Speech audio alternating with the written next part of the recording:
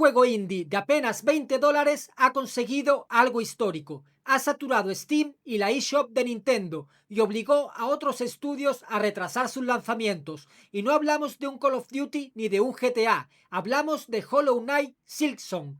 ¿Cómo puede un juego de un estudio pequeño generar más hype que producciones de cientos de millones? Hoy vamos a ver por qué este juego se ha convertido en el fenómeno indie más esperado de todos los tiempos. Hollow Knight salió en 2017, un juego hecho por un equipo diminuto en Australia, y aún así se convirtió en uno de los mejores Metroidvania de la historia. Un mapa gigante, un arte dibujado a mano increíble y una dificultad que recordaba a Dark Souls. Vendió más de 3 millones de copias y se ganó un lugar entre los grandes. Los fans no solo lo jugaron, se obsesionaron. Mapas hechos a mano, speedruns, teorías de lore, mods. Hollow Knight pasó de ser un indie humilde a ser casi una religión gamer. En 2019, Tim Sherry anunció Silksong como un DLC, pero el proyecto creció tanto que se transformó en secuela, y ahí empezó la tortura. Casi 7 años sin noticias claras, apenas un par de trailers sueltos y silencio total. La comunidad no se rindió, al contrario,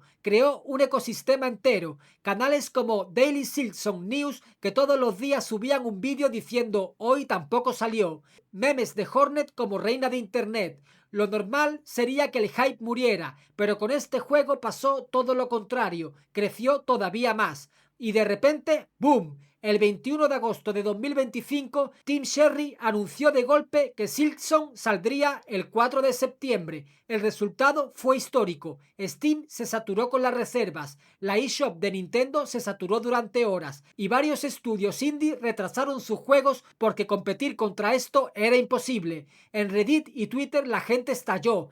Un anuncio sorpresa que se convirtió en trending mundial en cuestión de minutos. ¿Pero qué tiene este juego que lo hace tan especial? Ahora controlamos a Hornet, un personaje mucho más rápido y acrobático que el caballero original. El mapa es todavía más grande, con más de 200 enemigos y 40 jefes. En resumen, más verticalidad, más velocidad, más variedad. El mismo espíritu de Hollow Knight, pero mucho más ambicioso. Lo más increíble de todo esto no es solo que Silksong haya salido después de 7 años, sino el nivel de hype que ha generado. Estamos hablando de un juego indie que ha creado más expectación que muchos AAA. Elden Ring fue uno de los juegos más esperados de los últimos años, con un marketing gigante detrás, y aún así, este juego ha logrado cifras parecidas en trending y búsquedas, sin trailers constantes ni publicidad multimillonaria. O el caso de Cyberpunk 2077, millones gastados en anuncios, Keanu Reeves en el escenario del E3, y al final, Silksong consiguió mantener viva la atención del público durante años solo con silencio, memes y la fuerza de su comunidad.